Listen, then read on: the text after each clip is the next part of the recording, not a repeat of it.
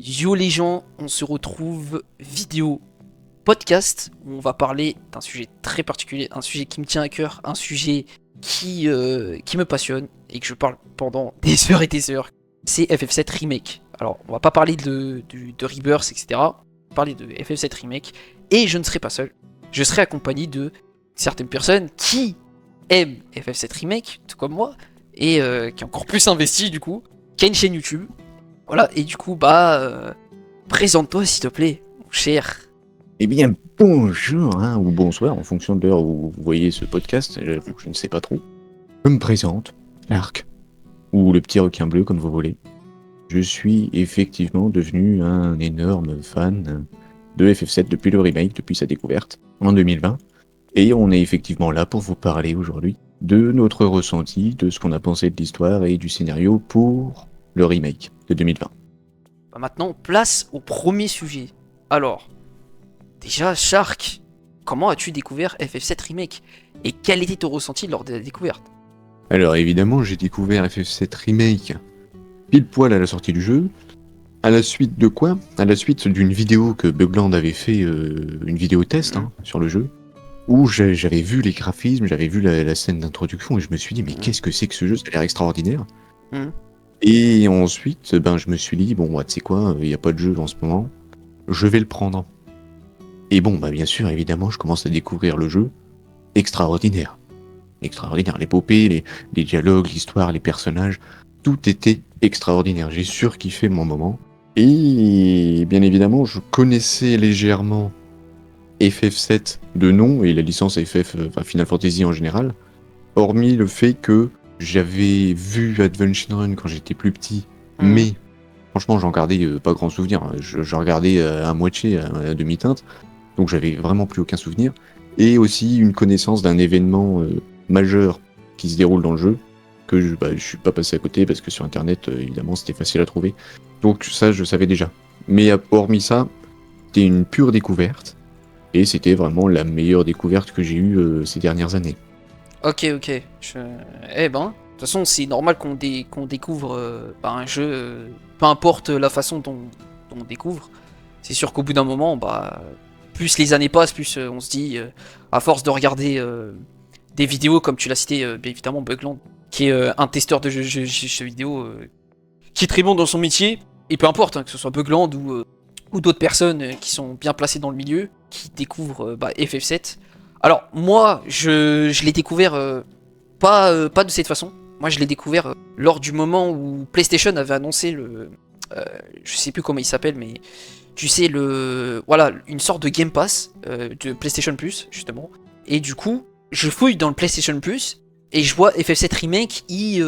Tu peux le télécharger, bien évidemment, en payant. Faut payer l'abonnement déjà pour avoir gratuitement le jeu, tout simplement. Et du coup, à ce moment-là, je me suis dit, pourquoi pas? Parce que avant, je tiens à préciser, moi, Final Fantasy en général, pas que FF7, mais en général, même FF7, ça m'a pas intéressé grand-chose. Enfin, moi, personnellement, ça m'a pas intéressé. J'en ai entendu parler de noms, etc. Quand j'étais au collège, même au lycée. C'était pas... ça me plaisait pas. Moi, j'étais plus à l'époque... j'étais plus dans cette époque, je cite ces jeux, Uncharted, God of War, Call of, etc. Jusqu'à que arrive une certaine année. C'est là où, entre 2021 et 2022, c'est là où je me varie le plus possible aux jeux vidéo que je n'ai pas découvert avant. Et du coup, je tombe, justement, parlant des FF7, je télécharge le jeu, je fonce sur le jeu, je lance le jeu du coup. Et après ça, c'était pas le coup de cœur. Alors, c'était après, mais ça, c'est un autre sujet qu'on parlera. À ce moment-là, l'univers, il était complètement bluffant. Que ça soit du début jusqu'à la fin. Franchement, surtout le début, c'était le gameplay. Alors, j'y arrivais pas au tout début, mais après, au fur et à mesure du temps, c'était plaisant. L'histoire me plaisait beaucoup, surtout l'intrigue, etc. On en reparlera. Pour moi, c'était validé, quoi. Ce jeu, vraiment, FF7, c'était validé. C'était vraiment de chez validé. Et du coup, je l'ai découvert comme ça, quoi. Je l'ai découvert en 2022. Et après, ainsi de suite. Alors, on va parler d'un sujet. On va parler du sujet suivant, de l'aspect technique et le gameplay du jeu. Parce que ça, pour moi, personnellement, c'est très important dans un jeu vidéo, faut qu'on en parle. Parce que si on n'en parle pas, bah, c'est assez dommage. Alors, dans FF7, dans le jeu, en globalité, moi personnellement, l'aspect technique n'était pas si catastrophique que ça. Mais il y a des choses à dire. Shark, j'aimerais avoir ton avis sur le gameplay, déjà, et sur, de toute façon, dans la globalité, l'aspect technique du jeu. Alors déjà pour son aspect du gameplay, on n'est plus vraiment sur du tour par tour à l'original, on a combiné action et tour par tour, que je trouve être un énorme bon point, parce que j'avoue que le tour par tour, moi ça me rebute un petit peu. Enfin, surtout le tour par tour de l'époque, si jamais tu le dynamises un petit peu pour le moderniser, là on peut potentiellement discuter. Par exemple, il y a un prochain jeu qui sort cette année, Air Obscur, je sais pas si vous en avez entendu parler, et ça a l'air d'être du tour par tour, mais en même temps, c'est bien plus dynamique, et donc dans ce cas-là, ça pourrait poser moins de problèmes, parce que tu n'auras pas vraiment l'impression de passer des tours. Donc là, il n'y a pas de souci. Par contre, le tour par tour de l'époque, j'avoue que j'ai un peu de mal, c'est un peu lent. Après, voilà, les goûts et les couleurs, la façon dont tu préfères jouer, ça se questionne pas. Mais moi, je préfère vraiment dynamiser un petit peu le gameplay. Et donc là, ce qu'ils ont fait dans FF7 Remake est une excellente combinaison avec le tour par tour, puisque justement, pendant les combats, tu as le temps d'aller dans un menu, le temps se ralentit un petit peu, et tu as le temps de faire tes choix de compétences, de sorts, d'objets et tout ça. Et donc, je trouve que pour moi, c'est vraiment l'idéal de ce qu'ils auraient pu faire. Bon, j'imagine qu'il y avait évidemment des choses perfectibles, hein, qu'ils auront perfectionné dans la deuxième partie avec Rebirth, ça c'est certain. Et pour l'aspect technique, l'ayant fait sur PS4 en 2020 à l'origine, il y avait quand même quelques petites difficultés avec la console qui n'arrivait pas à faire charger certaines textures, notamment la fameuse texture de la porte de la vue céleste dans le bidonville de Midgar, et d'autres petits éléments aussi qui peuvent rebuter un petit peu, mais bon, franchement, j'ai toujours joué avec des graphismes pas terribles, donc je voyais pas tellement la différence, parce que j'avais à l'époque, et toujours, un PC qui n'est pas non plus des plus performants, donc je jouais toujours avec des graphismes pas terribles. Et donc là, ça me rebutait pas au maximum au possible. L'aspect technique était perfectible, mais il l'était sur PS4 Pro, et avec la mise à jour sur PS5, là le jeu est resplendissant. Donc là, sur l'aspect technique de la PS5, il n'y a aucun souci là-dessus. Ok. Comme tu l'as cité, sur PS4, c'était... à l'époque, c'était pas... en plus qu'il était en fin de vie, on tient à le préciser, c'était en fin de vie, t'avais du mal, surtout que le moteur graphique c'était l'Unreal Engine 4, voilà, l'ancien moteur avant que le 5, justement la même année soit annoncé, en 2020, et après arrive plus tard, dans un an, la PS5, qui a réglé quelques soucis, mais pas non plus... voilà, mais c'était encore mieux, et vu qu'il y avait aussi le 60 FPS, et il y avait ce système de... une nouveauté, c'était... soit en mode qualité 30 fps avec une meilleure résolution, meilleure sur les détails, etc. Et t'avais l'aspect mode performance, ceux qui veulent jouer dans la fluidité, 60 fps, soit plus fluide, plus maniable et tout.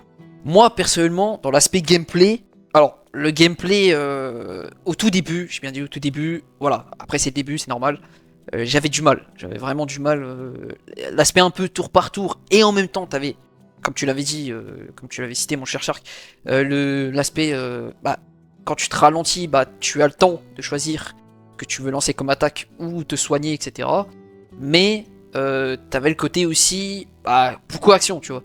Et ce qui a été voulu par les développeurs, ils ont complètement changé ça, mais ils ont gardé cet aspect tour par tour. Voilà, vu que on peut choisir ce qu'on peut lancer l'attaque, tu vois.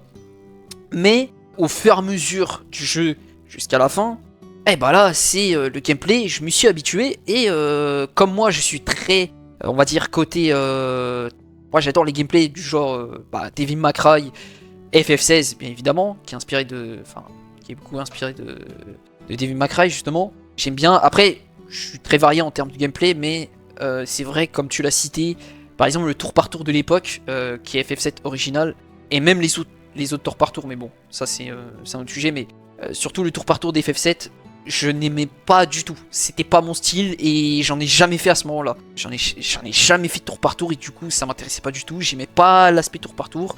Le système d'ATB je n'aimais pas dans l'original, donc J'aime pas du tout. Mais ce qu'ils ont fait avec le remake, et c'est ça qui est bien, bah justement, moi ça colle dans l'aspect action, mais plus l'aspect ralenti qui fait un peu tour par tour, mais pas non plus. Mais voilà, donc moi j'ai bien aimé ça, j'ai bien aimé de la part des développeurs, ils s'est voulu, c'est normal. Je sais qu'il y en a, ils ont pas trop apprécié, il y en a qui ont voulu un aspect tour par tour, mais voilà, c'est un remake, et un remake, c'est aussi un changement. C'est pas non plus un remake du remake. Voilà, quand tu vois FF7 remake en général, bah c'est plus qu'un remake, c'est carrément un changement. Mais du coup, l'aspect technique, j'ai pas été dur. J'ai joué à la version PS4. La version PS4, à la différence de la PS5, je vois pas trop grande différence. Malgré que il n'y avait pas le 60 FPS. Moi, ça, c'est un gros problème. Quand il n'y a pas le 60 FPS, moi, je ne peux pas. Après, j'ai accepté le fait que on joue sur 30 FPS, malheureusement, c'est comme ça. Mais après, arrive la version PS5. Et je l'ai joué bien plus tard, un an plus tard, même 2 ans, début 2024, avant que Rebirth sorte. J'ai joué à la version PS5 et enfin j'ai eu le. Et je savais même pas à ce moment-là qu'il était sur PS5. Je savais même pas. Je savais même pas du tout. Je viens de découvrir l'année dernière. Et du coup, je suis à la version PS5 et c'était la deuxième fois. C'était magnifique. Franchement, sur la version PS5, c'était magnifique. Mais voilà, après, sur d'autres aspects techniques, que ce soit les graphismes, c'est magnifique aussi. Unreal Engine 4, malgré que voilà, ça commence à se voir que il y a des problèmes, il y a certains problèmes de texture, mais c'est pas non plus flagrant. Mais voilà, ça m'a pas trop dérangé non plus, donc l'aspect technique c'était très bien. C'était ni exceptionnel, c'était très bien. Et dans l'aspect gameplay, là c'était très bien aussi. Ce qui est dans la partie 2 n'est pas pareil, mais bon, ça on gardera ça quand on parlera de Rebirth. Et oui, je tease, mais bon, quand on parlera ça de Rebirth. Voilà, c'est ça que j'ai aimé, l'aspect gameplay et l'aspect technique, ça m'a pas trop dérangé non plus. Bon, du coup, on est au sujet suivant. Et là, on va vraiment se lâcher un peu. Et on va parler... c'est l'aspect des personnages. Que ce soit l'écriture, le développement, les dialogues. Alors, déjà, Shark, là, il y a 3 questions, enfin, 2 questions et une question bonus. La question bonus, tu verras. La première, quel a été ton ressenti par rapport au personnage? Et la deuxième question, ce que t'as aimé, ce que t'as pas aimé dans les personnages. Et aussi, la question bonus, bon, peut-être que tu vas rigoler, mais la question bonus, c'est à ce moment-là, quel a été ton personnage préféré? Quel a été vraiment ton coup de cœur, tu vois? Pour commencer avec le ressenti des personnages, évidemment, il a évolué au fur et à mesure du temps et de l'évolution de l'histoire, évidemment. Parce que quand tu découvres un Barrett ou un Cloud au tout début, ça s'avère un peu compliqué, parce que tu te demandes quel sera vraiment leur tempérament, et ils ont pas vraiment l'air très sympathiques de prime abord. Donc évidemment, à ce moment-là, j'attendais de voir. Et ensuite, vis-à-vis des autres personnages quand on évolue au fur et à mesure, la découverte de Tifa, d'Iris et tout ça, ce sont des personnages extraordinaires. Tous autant qu'ils sont, hein. Alors je sais qu'il y en a, ils ont plus de faiblesses que d'autres, mais vraiment, chacun des personnages, chacune des découvertes, même les membres de la Shinra, a été un régal à suivre, puisque ils ont tous plus ou moins un développement. Et il y a vraiment aucun personnage qui est vraiment délaissé sur le côté, hormis un où je pourrais effectivement émettre des reproches, Wedge, qui est vraiment mis un peu plus sur le côté en comparaison des autres, et qui est principalement résumé à la nourriture. Voilà, donc là c'est vrai que c'est pas terrible.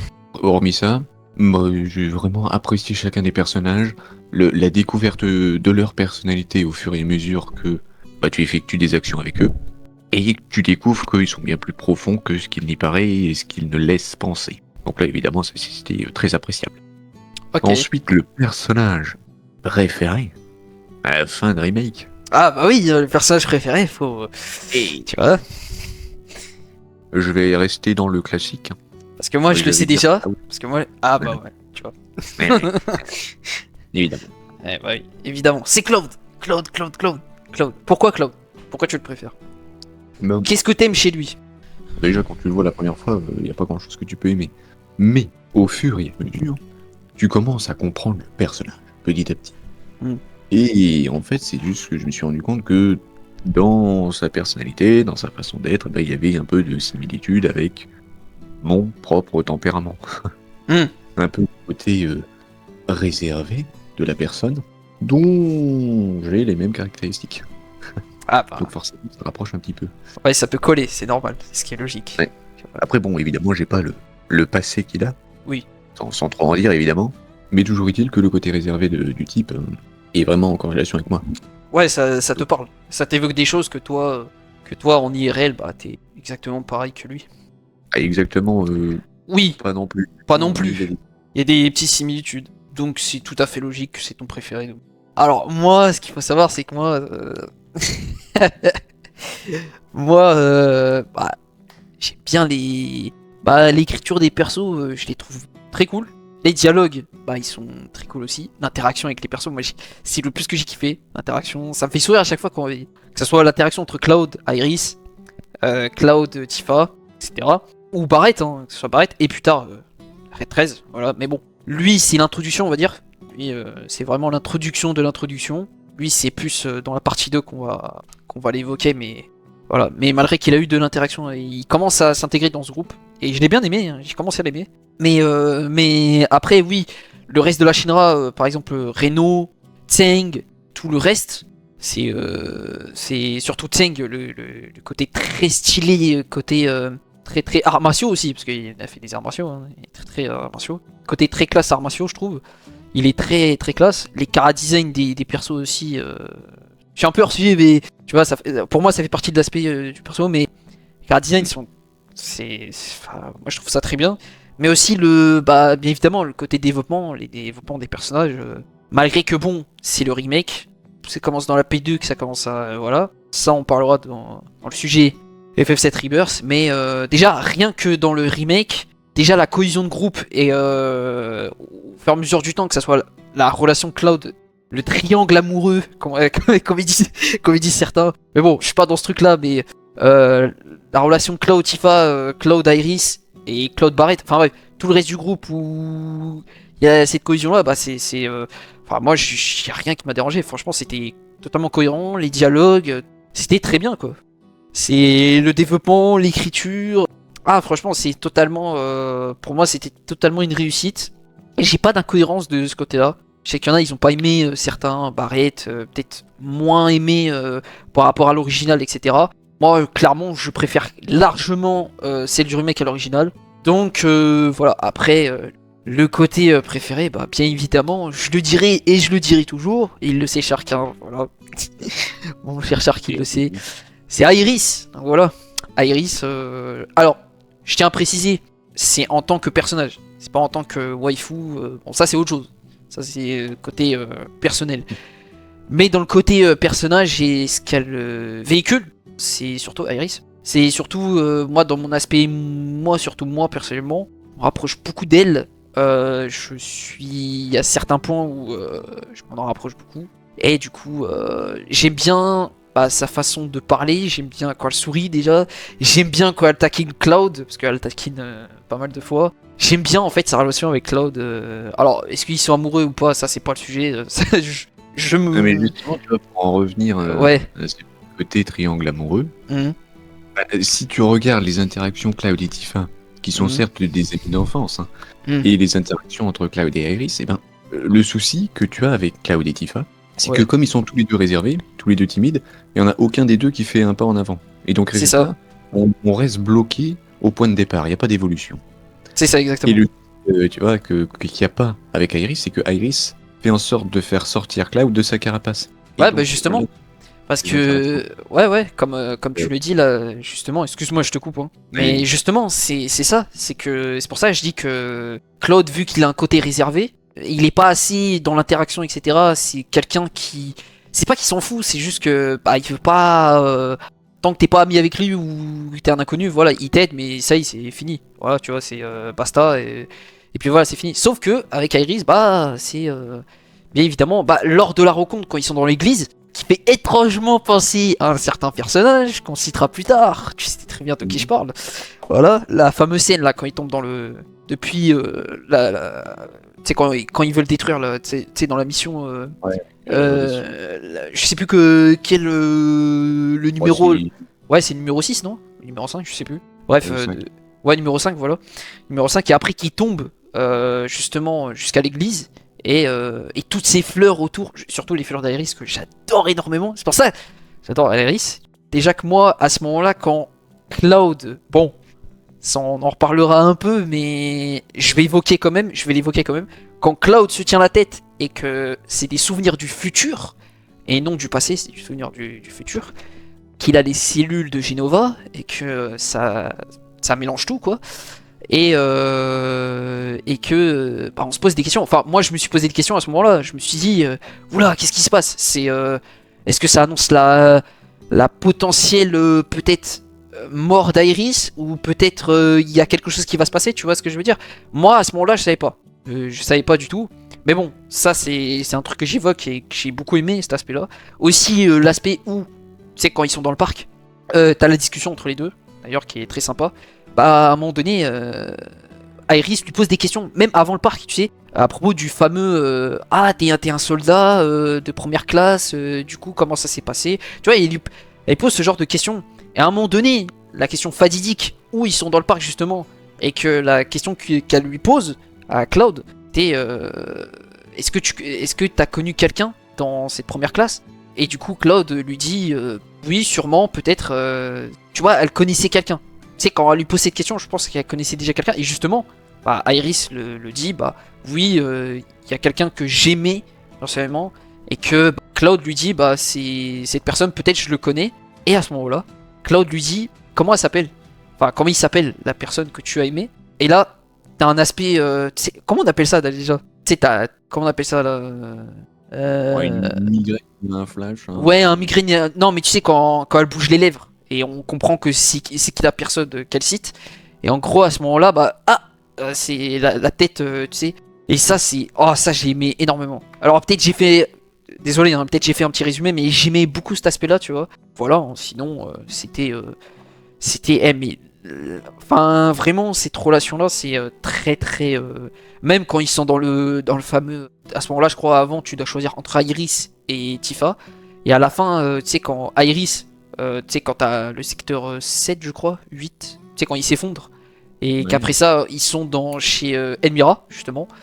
Et dans la nuit, tu sais, soit c'est Barrett, soit c'est Tifa, soit c'est Iris. Bon, moi, c'était Iris. Et du coup, t'avais cette interaction-là, tu vois. Cette fameuse interaction qui annonce des trucs, mais sans trop dire, tu vois. Alors, je sais pas quelle était ta réaction, Shark, par rapport à ça. J'aimerais bien avoir ton petit avis dessus, par rapport à ces discussions. Est-ce que ça veut dire quelque chose? Bah alors déjà, moi, la première fois, je crois que j'avais vu Tifa, sans vraiment faire attention à qui j'allais choisir. Hein. Vraiment, je faisais Ok. toutes les quêtes annexes, je faisais tout ce qu'il y avait à faire. Mhm. Donc, je savais pas de choix prédéfini à l'avance. Mhm. Mais après, effectivement, quand j'ai vu la cinématique d'Iris, elle est étrange. Hein, on commence à nous parler de rêves, d'illusions. Elle est présente ici, alors même que normalement, elle s'est déjà fait récupérer par la Shinra. Elle parle à Cloud de pas le tomber amoureux de lui, enfin d'elle. Étrange, tout ça. Effectivement. En plus d'avoir des flashs, des visions de ce qui semble être l'avenir. Surtout que, bon, on saura ça à la fin de Remake avec tout ce qui s'y passe. Mais effectivement, ça laisse sous-entendre pas mal de choses. Mhm. Alors, à ce moment-là, ma théorie, inexistante. Je sais pas, j'ai pas d'idée vraiment à ce moment-là. C'est le néant total, forcément. Ouais, bah ouais, forcément, c'est la découverte. Hein. Forcément, à ce moment-là. Donc je connais pas encore tous les tenants et les aboutissants de la structure même de comment fonctionne l'univers. Donc j'avais vraiment pas d'idée. Alors évidemment c'est à ce moment-là que après j'ai découvert les vidéos de Cal de la chaîne Fantasy, enfin Final Fantasy Historia, Le fameux Cal. où justement, il théorisait et après voilà ça m'a appris beaucoup sur l'univers. Sinon je serais resté dans une buée totale. Ouais, bah moi c'était bah moi avant j'étais pas je te mens pas quand tu sais quand j'ai fait la version PS4 en 2022, je suis pas allé voir des vidéos FF7. J'ai juste dit oui, je vais attendre la P2. Ah, Et moi bah non plus, c'était pas franchement. C'était vraiment ah ouais, vers le début, juste avant Rebirth, que je me suis mis aux vidéos OK. de Al, qui faisait les théories, tout ça. Bah moi justement, c'était un peu avant, tu Oui. vois. Moi c'était un peu avant où je commençais à m'investir sur FF7. Et du coup, à ce moment-là, moi, j'ai vu des vidéos de Cal et tout. Donc, et d'ailleurs, qui sont très très bien. Et si je peux me permettre, je te passe le coucou. Voilà. Donc, si tu vois peut-être cette vidéo, voilà. moi personnellement, j'apprécie, ça m'a grandement aidé tes vidéos et du coup, et grandement inspiré aussi. Je remercie beaucoup Cal de m'avoir inspiré et aussi le fait que j'ai vu ces vidéos par rapport à FF7 et je me suis investi encore plus et m'intriguer encore plus sur le côté les intrigues et tout ce qu'on a cité avant, tu vois. Après, ce que tu peux citer comme, enfin, ce qu'on peut citer comme dernier intrigue aussi autour de Aerys, c'est les Cetras, tu vois. La première fois qu'Elmira nous raconte le flashback de Aerys par rapport à sa mère et qui sont, tu sais, il y a aussi Barrett qui à un moment donné avait cité le fameux livre, tu sais, qui racontait cette fameuse histoire des Cetras et des anciens, ce qu'on peut dire aussi, hein, enfin peu importe. Et Elmira qui nous raconte le flashback d'Aerys qui était très douloureux, on va pas se mentir. Après, on n'a pas appris plus que ça. C'est surtout dans la P2, mais bon, ça apprend plus sur le personnage et aussi ça nous pose plus de questions. Je sais pas toi ce que t'en pensais à ce moment-là, mais moi personnellement j'ai un peu, je m'étais un peu perdu, tu vois. Bah ouais, effectivement, sur le moment, je pense que tous les nouveaux se questionnent. Ils comprennent pas tout, et en même temps c'est logique, t'es encore vraiment qu'à la partie introductive de l'univers. Donc on t'établit, on te met les choses en place, mais on va pas tout expliquer. Et en plus, on détaille de plus en plus de choses dans Rebirth. Et donc après, quand tu referas simplement l'ensemble de la trilogie, l'un après l'autre, tout sera cohérent. Tout se suivra de façon simple, et tu seras en mesure de comprendre absolument tout ce qu'il y a besoin de comprendre. Oui. Après, ouais, c'est vu qu'on est nouveau, toi et moi, même actuellement, bon, maintenant, malgré qu'on se considère comme nouveau, maintenant, voilà, on a un certain, on va dire, bouteille, si je puis dire, d'expérience.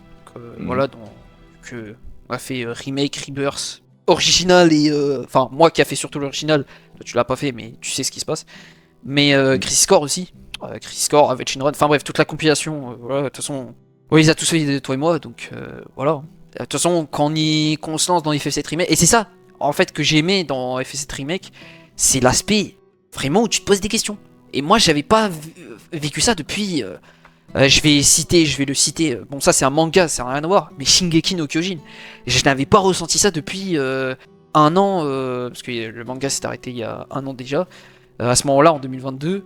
Et même, il y a des années, tu vois. C'était cet aspect. On se pose des questions. Qu'est-ce qui se passe? Tu comprends pas. Bon, voilà, tu vois. C'est pour ça que j'attendais la P2 comme un dingue, tu vois. Je pense que toi aussi. Et donc voilà. Alors, on va passer au sujet suivant. On va parler du Deep Ground. Et le Deep Ground, c'est le sujet que Shark attendait patiemment. Hein, Shark? Et du coup, le Deep Ground, qui est le DLC sorti à la version PS5 Intergrade, on le précise. Comme on parle de maintenant, de ce sujet-là, parce que le dernier sujet, ça sera... Je le tease un peu, je pense que personne sans doute, c'est la fin du remake. Mais le sujet, c'est l'avant-dernier, c'est le Deep Ground. Et du coup, Shark, quel était ton ressenti par rapport au DLC centré sur Yuffie, l'introduction Wise Nero, Sonon, etc. Quel a été ton ressenti? Ce que t'as aimé, ce que tu attends par rapport à l'intrigue autour du Deep Ground? Découverte totale, appréciation du personnage au même titre que les autres. Alors bon, elle fait un peu plus débat au sein de la communauté FF, mais franchement, j'adore son énergie. Voilà, l'énergie qu'elle véhicule, alors ça peut taper sur le système de certains. Mais je trouve que, tu vois, avec les événements qui se sont passés dans le DLC, ça ajoute un peu plus de profondeur au personnage, et donc ce côté un peu énergétique, on sait que potentiellement derrière, c'est pour cacher un petit peu les émotions, les sentiments qu'elle pourrait avoir un peu plus néfastes, les cacher sous couvert d'amusement, de rigolade, constamment, tout ça. Alors après, c'est mon interprétation, peut-être que c'est pas du tout le cas, et qu'elle est juste comme ça naturellement. Mais je pense qu'il y a un peu de ça. Et donc, tu découvres le personnage, tu découvres également qu'elle fait partie du Wutai, évidemment, une autre faction contre la Shinra, et qu'elle est donc venue ici pour voler la matéria ultime de la Shinra, parce qu'évidemment, elle adore les matérias. Ensuite, fait la découverte d'une des factions présentes à Midgar, et on découvre un autre personnage, son camarade issu aussi du Wutai, qui a suivi plutôt l'entraînement du père de Yuffie, qui est me semble-t-il, qui était le chef du Wu-Tang, un truc comme ça, mais en tout cas maintenant il est en tôle. De ce qu'on sait. Ouais, j'imagine qu'il a été mis en tôle par les protagonistes qu'on voit dans Rebirth. Mhm. Et donc Sonon débarque, et pareil, personnage très intéressant, très sympathique, qui a d'ailleurs une sœur qui ressemble étrangement à Yuffie, et qui fait donc penser à elle, hein, vis-à-vis de Sonon, qui pense que Yuffie est un peu comme sa petite sœur. Donc ensuite on débarque, hop, Midgar, Tour Shinra, évidemment Scarlett qui se ramène, hein, on aime la détester, et ensuite, plus tard, suite d'épreuves et tout ça, on a l'arrivée d'un groupe de 2 personnes, de 2 frères, qui ont l'air sacrément stylés quand même, hein, au niveau du chara design. Ils font partie d'un élément appelé le Dimitra. Bon, pour ressentir un peu les choses, les personnages ne sont pas nouveaux, ils existaient déjà dans la compilation à l'origine, mais on semble vouloir les réintroduire dans cette compilation et dans l'histoire principale de la compilation, pas de la trilogie. Alors, pour moi, il est évident que le Deep Ground sera développé dans la trilogie, parce que à partir du moment où tu introduis des personnages qui sont censés être compréhensibles vis-à-vis du nouveau joueur qui ne connaît pas le reste de la compilation, bah, il est évident qu'ils doivent avoir un enjeu scénaristique, sinon ça n'a aucun sens. Pour moi, il y aura une suite, même si au niveau du DLC, bon, ils n'ont pas eu d'énormes enjeux, hormis le fait que Nero a buté Sonon. Attention spoiler, oui. Et donc, rien que l'élément de fin où Nero te récupère Sonon, on sous-entend qu'il y aura une suite, quelque chose qui sera fait, évident. Et en plus, tu fais un petit peu l'annexe avec Vice, tu te rends compte qu'il a que son double de lui qui a été créé dans la cinématique de l'histoire est contrôlé en partie par Ojo. Donc tu te dis, il y aura pareil un élément là-dessous qui devra avoir un développement là-dessus, de toute évidence. Ouais, bah c'est assez... Je l'ai pas cité, mais je vais te le citer. C'est assez dark, hein. Quand tu vois l'entièreté de remake, bon, c'est dark aussi, hein. Et ça commence à partir de la fin que tu commences à se dire, ah ouais, ça part en cacahuète, tu vois. Du coup, voilà. Mais quand tu vois l'aspect Nero, aussi l'aspect sadique, parce qu'il a un aspect quand même sadique. Tu sais, au moment où il rigole avec Chadley, tu sais, quand il est en hologramme, je crois, si je me trompe pas, une sorte d'hologramme, comme tu l'avais cité là avant, qui est contrôlé par Ojo, bah du coup, c'est comme Ojo, quoi. Il a le même sourire, c'est un sadique, et comme son frère Nero, parce que, on le rappelle, ils ont eu une interaction entre les deux, en plus qui était très sympa, et en plus, ces deux-là pourraient... Il y a une scène dans Crisis Core qu'on ne dira pas, parce que c'est une scène qui pourrait spoiler, qui est un troisième qui pourrait, on va dire, ressortir de sa tombe, si je peux dire, voilà. Bon, je vais pas le citer, voilà, je pense que tu sais très bien de qui je parle, Shark, voilà. Oui. Donc, on le citera dans la P2, mais moi, ce que j'ai aimé personnellement pour le Deep Ground, bah c'était vraiment, je m'attendais pas à ça déjà, c'est vraiment une intrigue très intéressante. Surtout, bah Yuffie, j'aime beaucoup Yuffie, hein. Moi je comprends pas ce... Alors, chacun son avis bien évidemment, hein. Chacun son ressenti par rapport au personnage, mais je comprends pas, c'est normal, enfin c'est normal, elle a un côté, pas comme des jeunes quoi, t'as un côté très t'es excité, t'as un côté de la jeunesse qui fait que tu découvres bah, la vie dans le sens où... elle découvre des choses quoi, c'est normal, c'est comme ça. Elle a un côté foufou, elle a un côté trop excité, du coup, bah, déjà qu'elle aime le matériel, donc ça fait bien rire. Et non, moi Yuffie, elle me dérange pas du tout. J'ai aimé beaucoup le personnage, surtout qu'elle me fait pas mal rire, je te mens pas. Surtout les phases, sa relation avec Sonon aussi, au fur et à mesure du temps, et enfin, je trouve qu'il est très court, mais à la fois, tu te dis, ah ouais, déjà que je crois Sonon l'appelle chef. Bah, vu que c'est elle qui le dirige, c'est elle, enfin le Wu-Tai l'a envoyé pour retrouver justement Avalanche, vu qu'Avalanche ils ont des petits liens avec le Wu-Tai. Le Wu-Tai d'ailleurs qui est très intriguant aussi, peut-être qu'on verra dans la partie 3, potentiellement. Du coup, bah, j'ai aimé ça, et aussi j'ai aimé bah, l'introduction de... Moi c'est surtout l'introduction de Nero. L'introduction de Nero, mais qu'est-ce qu'il est sadique ce type! C'est vraiment l'aspect que j'adore en fait. Et ça fait tout l'aspect du personnage. C'est-à-dire que si tu le détestes, en fait c'est réussi. C'est réussi total. Parce que c'est le but du personnage. Mais aussi il a un côté où il a un objectif en tête. Ce qui est avec Sonon. Parce qu'il veut faire quelque chose avec Sonon. Comme tu l'as cité auparavant, bah ouais, il veut préparer quelque chose avec Sonon. Et ce qui est potentiellement, peut-être dans la enfin, je vais le citer en bref, dans la P3 peut-être, dans l'arc Wutai, où ils vont se retrouver potentiellement, peut-être autre part, je sais pas. Donc c'est une intrigue que j'espère bien ficelée et bouclée, et qu'on retrouve Sonon aussi, surtout que dans la P2, il est pas mis en avant, donc voilà, ni Nero. Il est cité, mais c'est pas, c'est mis de côté un peu, donc j'espère dans la P3 ils vont accentuer l'intrigue, j'espère. Donc voilà. Après, c'est ça que j'ai aimé aussi. Wise, hein. Bien évidemment Wise, son côté, comme j'ai dit, sadique, comme Ojo. Après, j'ai pas grand chose à dire sur lui, surtout qu'il avait une sorte, il était mis en avant dans, je crois, Donjon de Cerberus, je crois si je me trompe pas. Donjon de Cerberus. Mais après, c'est Donjon of Cerberus, tu vois. Ça se passe après Avenged Run, si je me trompe pas, c'est ça. Ouais, c'est ça. Mais qu'est-ce qui s'est passé avant? Parce que comme j'ai dit, et je ne l'ai pas cité encore une fois, un troisième se cache derrière ces deux-là. Est-ce qu'il y aura un lien avec le troisième en question? Parce que à un moment donné, voilà, c'est ce qui se passe. Ils sont envoyés dans une mission où ils doivent récupérer ce certain, voilà. C'est dans un, si je peux citer, bien évidemment, ça c'est dans Crisis Core, ça se passe dans Crisis Core, mais à vous de faire le jeu, parce que je ne vais pas non plus vous spoiler, parce que sinon ça gâche la surprise. Et c'est une intrigue qu'il faut impérativement boucler, parce que aussi, je pense que dans le Deep Ground, il y aura d'autres. Je pense qu'il y a des choses qu'on ne sait pas et qu'on tease et qu'on n'a pas vu peut-être, hein, que ça va être mis sur la table dans la partie 3, donc voilà, tu vois. Après, je pense que tu vois, vis-à-vis de ce personnage mystère, pour moi, il faut forcément qu'il soit abordé. Alors, je sais qu'il y a déjà beaucoup de choses à aborder autres que cet élément-là. Mais le souci, c'est que si tu reprends la compilation d'origine, il est présenté dans une fin de Dirge, il est présent dans Crisis Core, mais n'est absolument pas mentionné dans l'histoire principale de l'original. Parce que j'imagine qu'à l'époque de l'original, ils n'avaient pas pensé à cette intrigue-là du Deep Ground et tout ça.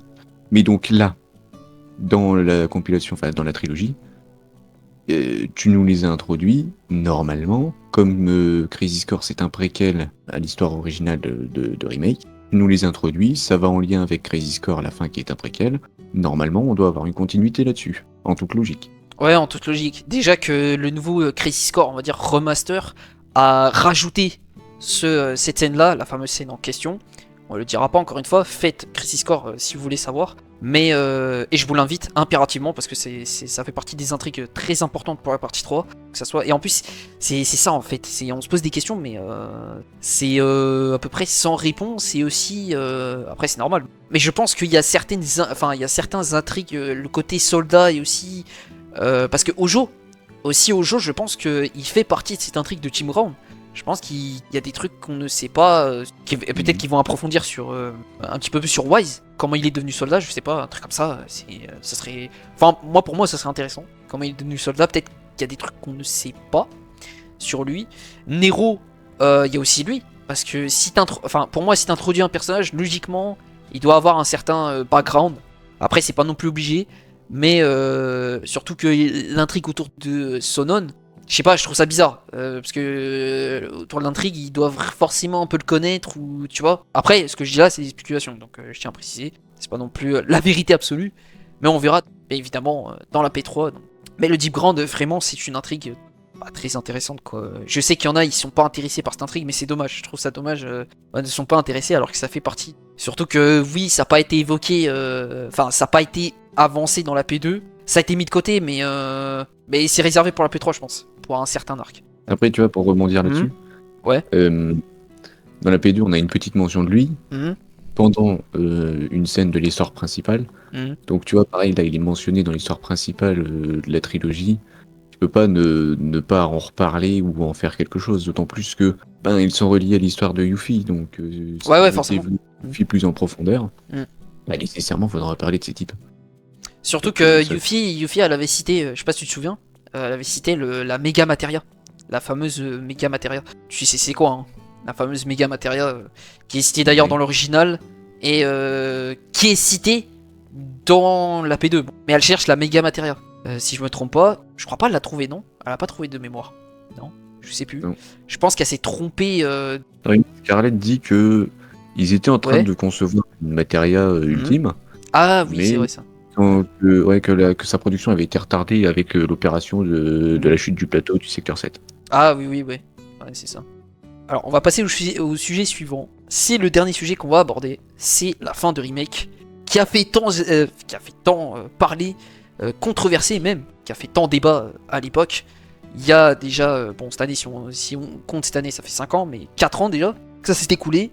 Autre temps, Rebirth est sorti, et du coup, on a eu certaines questions qui ont été répondues, mais d'autres non. D'autres nouvelles questions aussi. Mais c'est réservé tout ça pour la P3. Mais en parlant du remake, surtout la fin, bah à la fin, c'était, comment dire, comme j'ai dit, c'était un peu controversé, et aussi, il y a eu pas mal de débats. Il y en a qui n'ont pas aimé la fin, il y en a qui ont aimé la fin. Moi, en tout cas, j'ai aimé, mais bon, ça j'en parlerai après. Mais Shark, mon cher Shark, Oui. qu'as-tu en pensé de la fin? Quel était ton ressenti par rapport à tout ça? Et aussi, quel était en globalité les petits indices, les petites intrigues qui ont été laissées par rapport à la suite? Et aussi l'introduction d'un certain personnage qu'on le citera après. Par rapport au fait que j'étais nouveau à ce moment-là, je ne savais pas comment ça se passait dans l'original, donc j'ai pas pu avoir l'avis négatif de oula, qu'est-ce qui se passe, qu'est-ce qu'ils nous font. J'ai profité simplement de la beauté de cette fin, parce que c'était quand même assez épique. Ouais, c'était sacré épique. Après, au niveau de la compréhension, tout ce qui se passe, un peu compliqué. On parle le mur du destin, la liberté. Et tu te dis, ok, d'accord. Bon, après, tu comprends un peu avec Naki, Red, qui juste avant te parle du fait que les entités, là, filler qu'on croise, c'est les gardiens du destin. Et donc il nous a dit que bah, justement le destin apparemment c'est le fait que la planète est déjà consciente de tout ce qui va arriver sur cette dernière, que ce soit de sa naissance à sa mort. Et donc que l'histoire est déjà écrite. Et justement en essayant de défier le destin, bah, tu cherches à éviter de suivre le chemin qui t'a été tracé. Et donc concrètement c'est ça la fin qui est en train de se dérouler sous nos yeux. Bon, évidemment il y a le grand Sephiroth qui débarque. Là tu te dis attends, quoi ce délire? Le mec t'ouvre un portail, tu sais pas comment, avec son épée magique, la Masamune. Et entre-temps, tu as aussi une vision d'un type. Personnellement, moi, la première fois que je l'ai vu, j'ai fait mais qu'est-ce que c'est que ça? Je me dis déjà, c'est bizarre, il est la même avec Cloud. Et surtout, bah, il avait un chara-design bien sympathique. Alors je me dis, oula, attends, encore un nouveau personnage stylé, mais disons, ce jeu n'a jamais de fin, c'est pas possible. Et quand la caméra monte petit à petit, comme ça, et que ça fait un plan sur son visage, je me dis, d'accord, je suis censé le connaître, mais je le connais pas du tout en fait. Donc la première découverte, sympathique.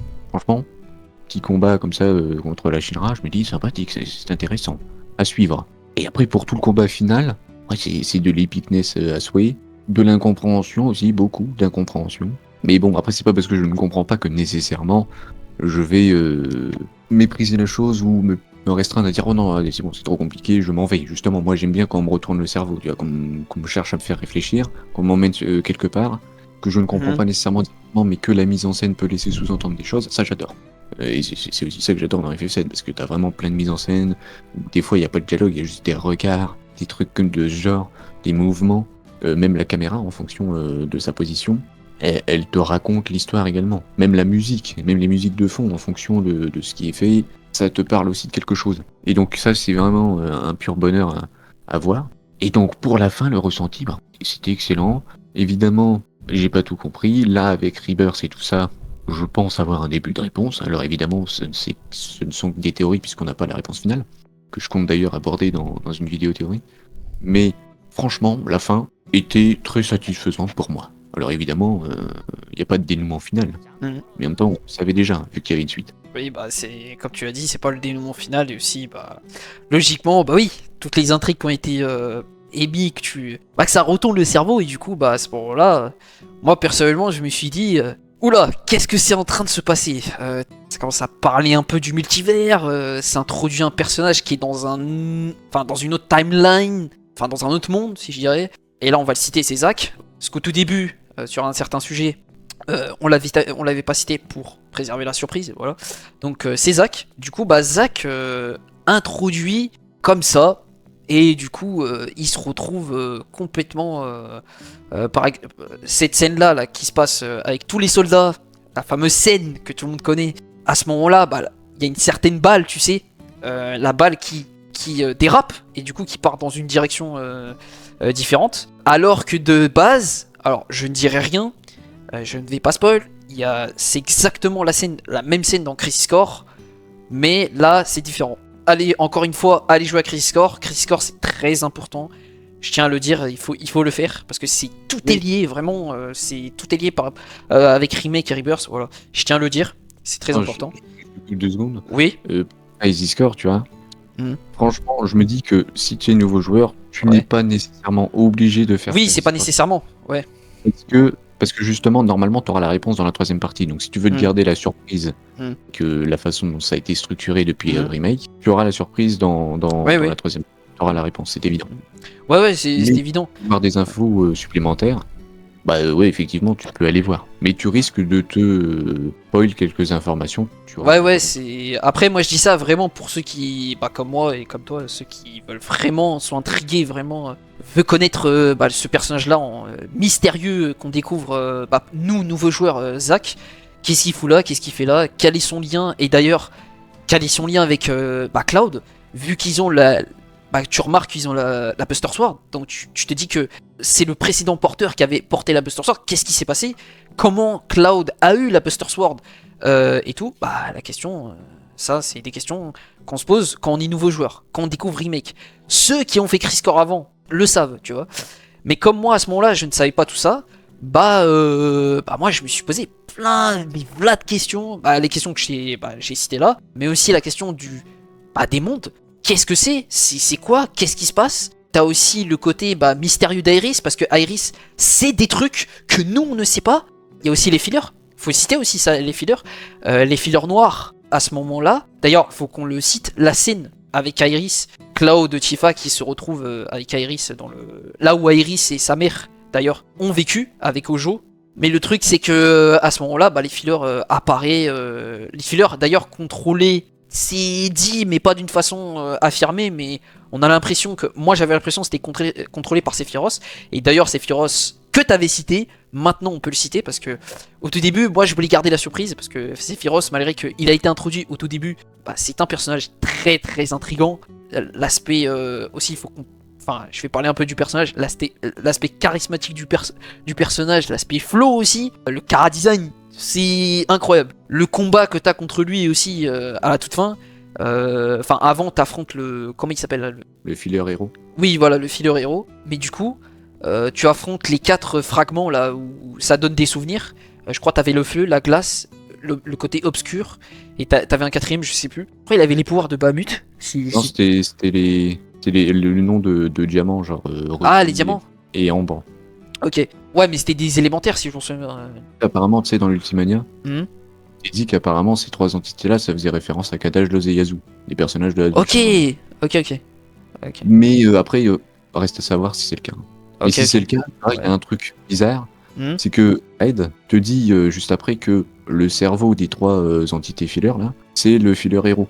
Et donc là, tu te dis, attends, si c'est des entités de Kadash, Loz et Yazoo et que le filler héros contrôle ces 3 types, qui contrôle le filler héros, la planète ou Sephiroth? Moi, j'avoue que je me pose la question. Je me dis, attends, c'est bizarre. Surtout que surtout que Iris, parce que je parle beaucoup d'Iris, parce que Iris est vraiment centré sur la fin. C'est plus ou moins les intentions de Sephiroth, parce que Sephiroth, d'après elle, se trompe. L'objectif de Sephiroth, c'est, je crois de mémoire, c'est dit, mais pas non plus dans les détails. Je crois. Faut que je refasse remake, parce qu'il y a des trucs, vraiment, il y a certains trucs, j'ai vraiment oublié. Mais après, en globalité, la fin, moi personnellement, j'ai bien aimé. Il y a aussi, comme toi, Shark, moi j'adore qu'on me casse la tête, tu vois. J'adore qu'on me casse la tête, j'adore qu'on me met l'eau à la bouche et qu'on me dise ah ouais, je veux la suite tout de suite, tu vois. C'est vraiment. Surtout que je l'ai fait en 2022. Et moi, la chance que j'ai attendu que. Ouais, presque 2 ans, quoi. Alors qu'il y en a d'autres, ils ont attendu 4 ans pour avoir quasi toutes les réponses. Mais bon, ça c'est une sorte de. Ça c'est. Que ce soit 2 ans, 4 ans, t'as quand même cette attente-là. Et du coup, Zack, moi, Zack, à ce moment-là, il m'a beaucoup intrigué, franchement. Et c'est là où, alors, à ce moment-là, je suis pas parti à jouer à Crisis Core, justement, j'ai préféré me préserver, je sais pas toi, j'ai préféré me préserver de la surprise, et du coup, attendre Rebirth et faire Rebirth, et c'est à ce moment-là, bon, ça c'est un autre sujet, mais je le dirai dans la vidéo Rebirth, c'est à ce moment-là que j'ai fait quasi toute la compilation FF7, tout simplement. T'as aussi la discussion entre Cloud et Sephiroth aussi, qui est très intéressant. Et l'aspect arc-en-ciel, que moi, personnellement, j'ai une théorie. Enfin, alors, est-ce que c'est une théorie ou pas? Je le citerai dans Rebirth. Et d'ailleurs, cet arc-en-ciel, on le revoit dans The First Soldier, dans l'épisode je sais plus combien. Et d'ailleurs, l'arc-en-ciel dans The First Soldier, alors je le tiens à le citer en bref, est très, on va dire, si je peux dire, très vierge. C'est-à-dire dans le sens où c'est un côté... c'est nouveau quoi. Il est nouveau, il est là. C'est la première fois que Sephiroth voit l'arc-en-ciel, je crois, de mémoire. Et c'est qu'après, quand tu vois cet arc-en-ciel là dans le remake, bah en fait l'arc-en-ciel a bien évolué. Il est plus le même qu'avant, tu vois. Est-ce que c'est avant que le météore, attention, ça commence à un peu un spoil. Mais bon, c'est pas non plus un spoil, mais on voit le météore, c'est évoqué d'ailleurs dans le avec tu sais Tifa, Cloud et Barrett, tu sais quand ils sont dans le ouais voilà. Ça a été cité le météore. Et à ce moment-là, bah tu te dis oula, beaucoup de choses qui fait que parce que à ce moment-là, Sephiroth dit 7 secondes avant l'apocalypse. C'est est-ce qu'il fait mention par rapport au météore ou est-ce qu'il fait mention par rapport à autre chose. D'ailleurs, c'est une intrigue qui n'est pas, je sais pas si c'est réglé cette intrigue par rapport à l'arc-en-ciel, le fait qu'il dise ce genre de phrase, etc. Je sais pas, ça m'intrigue beaucoup. Et la théorie que j'ai par rapport à l'arc-en-ciel, bon, je vais pas l'évoquer ici, je vais l'évoquer surtout dans Rebirth. Je préfère me préserver. Mais voilà, cette intrigue-là m'intrigue beaucoup par rapport à l'arc-en-ciel. Parce que si on remarque les deux arcs-en-ciel par rapport aux The First Soldier et Remake, tu vois qu'il y a une différence, il y a vraiment une évolution. Et aussi, Cloud, le combat Cloud entre Cloud et Sephiroth, l'échange, voilà. Et la discussion. Enfin, Sephiroth à ce moment-là lui dit tu peux m'aider, Cloud, j'ai besoin de ta force, quoi. Et en gros, Cloud refuse et du coup ça amène à cet échange là et du coup c'est à ce moment là qu'il dit 7 secondes avant l'apocalypse. Je dis what the fuck, qu'est-ce qu'il évoque? Et tout avant que tout ça, Cloud tape Sephiroth et c'est à ce moment là que tout, tu sais les timelines là, comment il s'appelle, Biggs je crois, tu sais quand on te dit oui il est mort, etc. Finalement tu te dis à ce moment là oula, qu'est-ce qui se passe, il est pas mort, il est sauvé.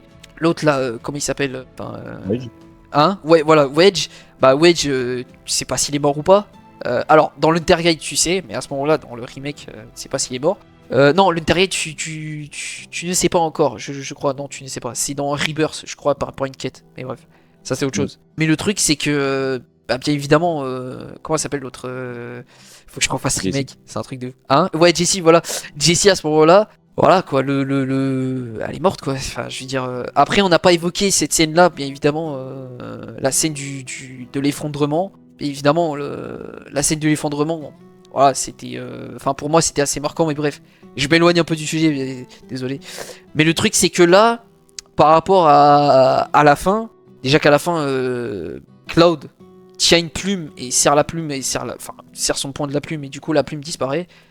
Promet à. Enfin, surtout qu'Iris promet à Cloud de retrouver Sephiroth, et ce qui est la suite logique. Sauf que, qu'est-ce qui se passe après? Et oui, Shark, la fameuse scène où il y a les deux timelines, où t'as un côté Zack, bon, à ce moment-là, tu comprends pas, mais t'as Zack et Cloud qui est en train de se diriger vers Midgar, et après, tu as Iris. Et Iris, à ce moment-là, elle a ressenti quelque chose. C'est ressenti, c'est pas forcément, mais elle a ressenti quelque chose. Comme ça se conclut la fin et je me dis purée. Moi personnellement je dis purée, je fais des réponses. Je fais tout de suite des réponses. Qu'est-ce que t'as en pensé de ce passage là et aussi tout ce que j'ai évoqué avant? Déjà, tu vois, les 7 secondes avant l'apocalypse, pour moi on a la réponse. Enfin, en tout cas, moi d'après ce que j'ai lu, dans le c'est clairement dit ce que c'est. Alors je sais pas si j'ai envie de le dire ici parce que c'est dans Rebirth, mais... Tu l'évoqueras dans Rebirth. On l'évoquera dans Rebirth. Après si tu veux y aller un petit peu, vas-y. On peut déjà le voir marqué sur la description du dernier chapitre. Voilà, en gros. Ok. Ouais, parce que moi je lis pas les descriptions des chapitres des fois. Je fais pas attention. Faut que je fasse plus attention par rapport. Faut que je lise des fois. Après, peut-être que c'est pas ça du tout, mais. Ouais. Peut-être, je sais pas. Et par rapport à l'arc-en-ciel, du coup? Oui. Je sais vraiment pas si c'est vraiment la première fois que ça arrive, ou si c'est parce que c'était le design qu'ils avaient fait dans Remake et qu'après ils ont changé dans Rebirth. Mais. Effectivement, pour moi, c'est potentiellement la création d'un nouveau monde. Que Sephiroth est en train de préparer. En disant pas plus, voilà. De toute façon, on en reparlera dans Rebirth. Enfin, surtout moi, je vais parler plus en détail, surtout de ma théorie dessus, qui va être intéressant. Bon, après, ça dépendra de certains si la trouvent intéressante ou pas, mais en tout cas, moi je la trouve intéressante. Après, moi, encore une fois, j'ai aimé la fin. D'autres n'ont pas aimé. Ça, c'est chacun son avis dessus, donc on respecte. Mais le truc, c'est qu'il y a un autre truc qu'on n'a pas cité aussi. À la fin d'Intergrade aussi. Ça aussi, il faut citer. Parce que ça, c'est le truc le plus intriguant. Et je pense, le truc où toutes personnes se sont dit: quoi? Qu'est-ce qui se passe? Qu'est-ce que Zack fout devant l'église de Iris? Est-ce que c'est une autre timeline? Mais du coup, cette intrigue, ouais, c'est vrai que Zack, toi, qu'est-ce que t'en as pensé? Moi, je suis totalement perdu. Est-ce que c'est une autre timeline ou est-ce que c'est. Il y en a qui disent que c'est une incohérence par rapport. Bon, on va pas citer, mais Rebirth, parce que voilà, peut-être que c'est laissé tomber par les développeurs, mais bref. Toi, ta réponse dessus? Pour moi, il y a vraiment aucune marche arrière de la part des développeurs, alors peut-être que c'est le cas. Mais toujours est-il que s'ils ont fait marche arrière, ça ne nuit pas à ce qu'ils ont déjà mis en place, tu vois. Puis dire qu'ils ont fait vraiment un recul sur l'idée des mondes, tu vois, parce que quand on voit Zack qui transporte Cloud passer à côté de Iris et Cloud, justement, deux autres, là tu te dis, bon bah justement c'est des mondes, et en plus de ça, si tu regardes le chien Stamp qui est montré à la fin avec Zack, et le chien Stamp que tu vois dans Remake, c'est pas les mêmes. Donc déjà, tu peux avoir une idée que c'est pas des mondes identiques. Mais pour moi, dans Rebirth, cette idée-là n'est pas enlevée, hein, justement, on en parle toujours. Donc, de là à ce qu'ils ont fait marche arrière totale là-dessus, non. Je ne pense pas. Après, ce qui concerne Zack, est-ce que c'est une incohérence ou non? Pour le moment, j'en sais rien, on n'a pas la réponse. Ouais, on n'a pas la réponse. De où ça se passe. Mais toujours est-il que, par exemple, cette scène-là, pour les nouveaux joueurs, ça permet de comprendre que Zack connaît Iris. Et si Zack connaît Iris, et que tu te souviens de ce qu'elle a dit dans Remake concernant un type, semble-t-il les mêmes caractéristiques que Cloud, tu te dis, ça s'apprête à réflexion, tu vois. Ouais, c'est bizarre. Tout en sachant qu'à la fin de Remake, tu vois très bien que les deux sont dans leurs bras, enfin sont dans les bras de l'un de l'autre, tu sais très bien qu'ils se connaissent. C'est ça. Tu te dis, d'accord. Bah, c'est exactement ça. Moi, c'était. Après, moi, personnellement. Bah, surtout que, bon, hormis l'aspect. Bon, ça, c'est certains avis, voilà. Mais aussi l'aspect théorie. Toi, quelle est ta théorie dessus? Mais aussi, il y a une autre théorie. C'est le fait que ça se passe dans Avenged Children. Par rapport au. Comment on appelle ça là? Dans l'église, tu sais, le fameux. Le truc en bois là. Enfin, tu sais, le bois là qui est cassé. Je sais plus, c'est par rapport à la temporalité. Et si tu compares le bois là qui est cassé, je sais plus s'il est cassé ou pas, mais quand Cloud dans Avenged Children, tu le vois, bah c'est exactement pareil. Enfin, tu te dis, mais c'est. Et en plus, il y a des personnes.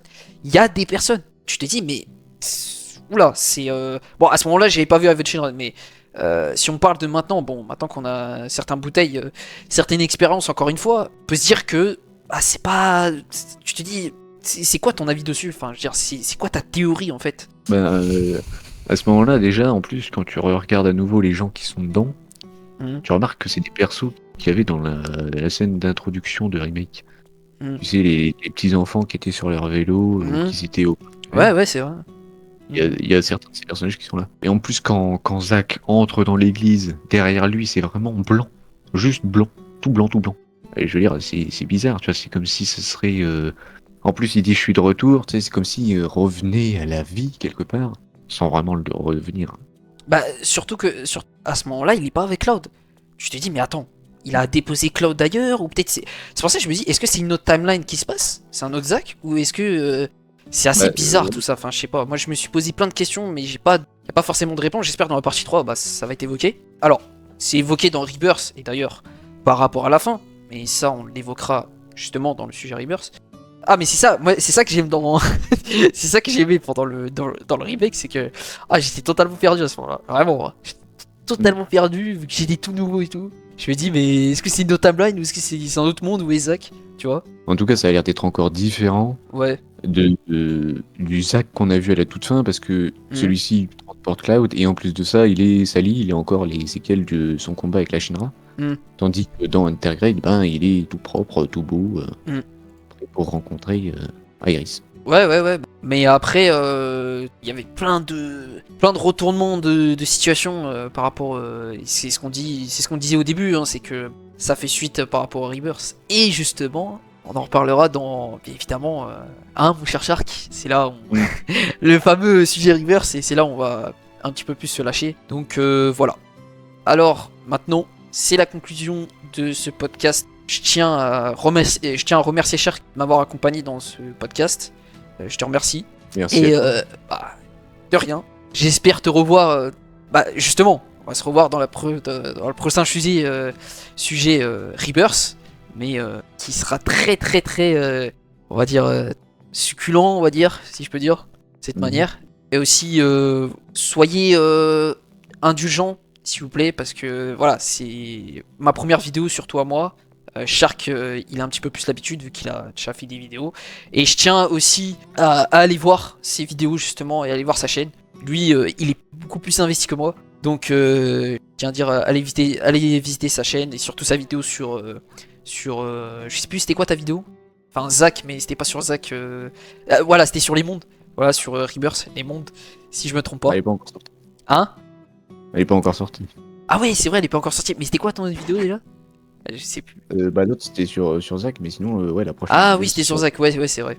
Voilà, c'est notre première vidéo, soyez indulgents s'il vous plaît, voilà, dans les commentaires.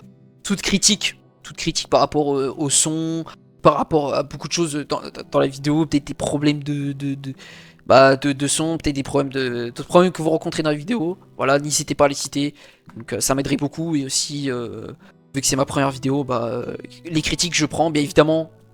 Soyez argumentés et aussi votre avis, ça m'intéresse beaucoup votre avis par rapport à FF7 Remake, comment vous l'avez découvert vous aussi, qu'est-ce que vous avez aimé, qu'est-ce que vous avez pas aimé, voilà, bien évidemment dans le respect et la tolérance et dans la paix aussi, voilà, comme je dis.